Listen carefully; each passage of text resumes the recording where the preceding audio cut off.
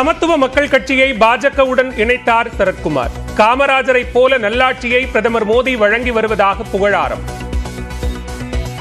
மாநில தலைவர் அண்ணாமலை அவர்கள் முன்னிலையிலே எங்கள் இயக்கம் சமத்துவ மக்கள் கட்சியின் இயக்கத்தை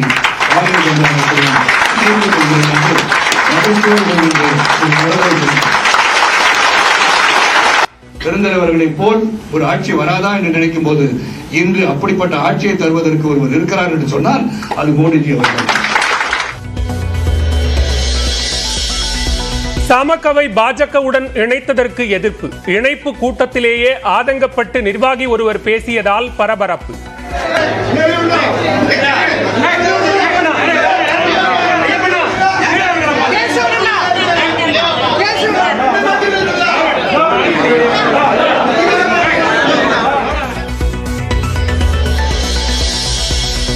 குடியுரிமை திருத்தச் சட்டத்தை தமிழ்நாட்டில் அமல்படுத்த மாட்டோம் என முதலமைச்சர் மு.க. ஸ்டாலின் உறுதி.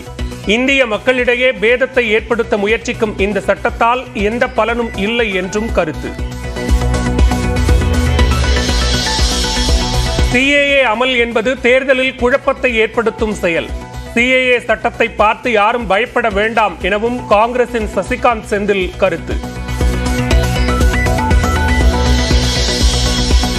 குடியுரிமை சட்ட திருத்தத்தை அமல்படுத்தியதற்கு எதிராக உச்சநீதிமன்றத்தில் வழக்கு.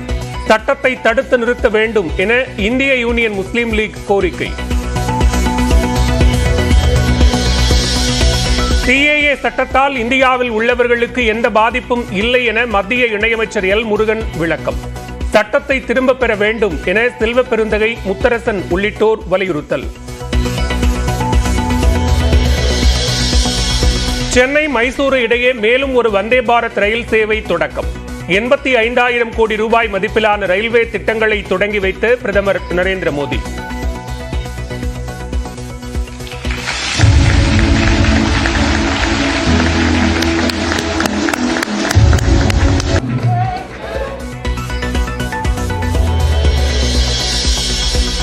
இதுவரை நடந்த 10 ஆண்டுகால ஆட்சி ட்ரெய்லர் தான்.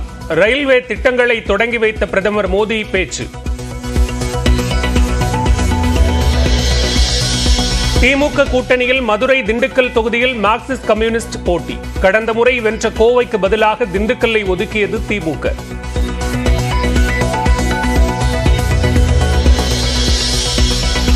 திமுக கூட்டணியில் இந்திய கம்யூனிஸ்ட் கட்சி கடந்த தேர்தலில் வெற்றி பெற்ற அதே 2 தொகுதிகள் ஒதுக்கீடு. மீண்டும் நாகப்பட்டினம், திருப்பூர் தொகுதிகளில் களம் காண்கிறது.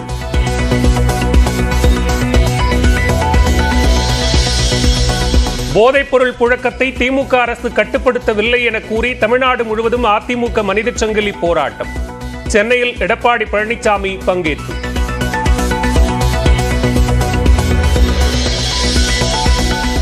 தமிழ்நாட்டில் காவல் அதிகாரிகள் 13 பேர் பணியிட மாற்றம். சிபிசிஐடி ஐஜி தேன்மொழியை காவல்துறை பயிற்சி கல்லூரியின் கூடுதல் இயக்குநராக நியமித்தது தமிழ்நாடு அரசு.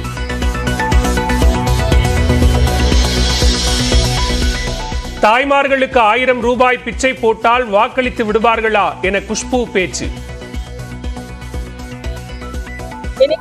தாய்மார்களுக்கு 1000 ரூபாய் கொடுத்தா பிச்சை போட்டா நீங்க அவங்க வாக்களித்துருவாங்க. உங்களுக்கு இழிவுபடுத்தும் குஷ்புவுக்கு மகளிர் உரிமை தொகை பயனாளிகள் பதிலளிப்பார்கள் என அமைச்சர் கீதா ஜீவன் பதிலடி.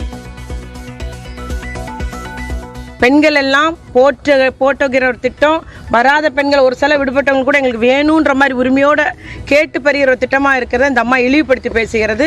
அதற்கு இந்த 1,16,00,000 பெண்கள் அதற்கு பதில் சொல்லுவாங்க. ஹரியானாவில் ஜனநாயக ஜனதா கட்சியுடனான கூட்டணி முறிந்ததால் முதலமைச்சர் மனோகர் லால் கட்டார் ராஜினாமா. புதிய முதலமைச்சராக இன்று மாலை பதவியேற்கிறார் பாஜக மாநில தலைவர் நாயப் சைனி.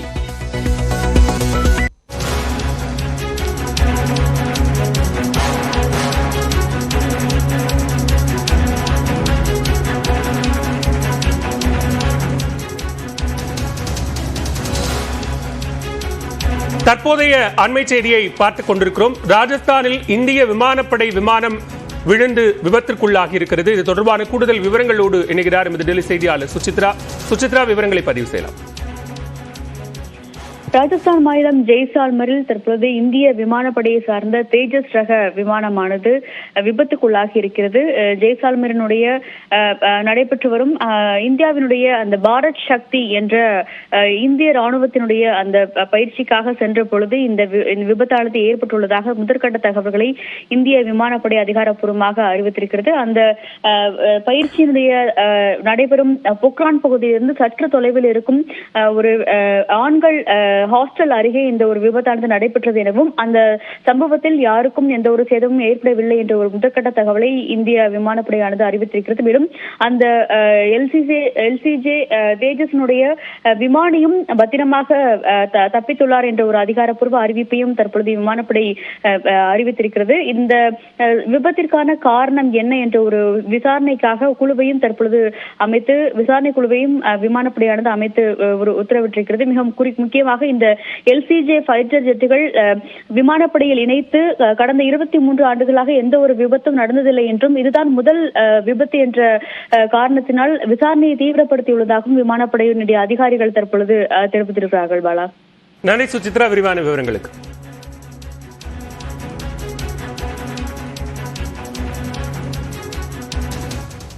நடிகர் சரத்குமாரின் சமத்துவ மக்கள் கட்சி பாஜகவுடன் அதிகாரப்பூர்வமாக இணைக்கப்பட்டது. நாடாளுமன்ற தேர்தலில் பாஜக கூட்டணி சார்பில் போட்டியிடப் போவதாக சமத்துவ மக்கள் கட்சி தலைவர் சரத்குமார் அண்மையில் எக்ஸ் தளத்தில் அறிவித்திருந்தார். தொடர்ந்து நேற்று பாஜக தலைமை அலுவலகத்தில் அக்கட்சி தேர்தல் பொறுப்பாளர்களை சந்தித்து சரத்குமார் நேரில் ஆதரவு தெரிவித்தார். இந்நிலையில் சரத்குமாரை சென்னை தியாகராய நகரில் உள்ள சமத்துவ மக்கள் கட்சி தலைமை அலுவலகத்தில் பாஜக மாநில தலைவர் அண்ணாமலை சந்தித்து பேசினார். அப்போது பாஜக மாநில தேர்தல் பொறுப்பாளர் அரவிந்த் மேனன் உள்ளிட்டோர் உடனிருந்தனர். அதன் பின்னர் சரத்குமார், அண்ணாமலை ஆகியோர் கூட்டாக செய்தியாளர்களை சந்தித்தனர். அப்போது பேசிய சரத்குமார், ஒவ்வொரு தேர்தலிலும் யாருடன் கூட்டணி, எத்தனை தொகுதிகளில் போட்டி என்ற கேள்விகள் எழுந்ததாகவும் இதனால் மனம் சஞ்சலத்தில் இருந்ததாகவும் கூறினார். இந்நிலையில் பிரதமர் மோடியுடன் இணைந்து செயல்பட்டால் என்ன என்ற எண்ணம் தனக்கு ஏற்பட்டதாக சரத்குமார் தெரிவித்தார்.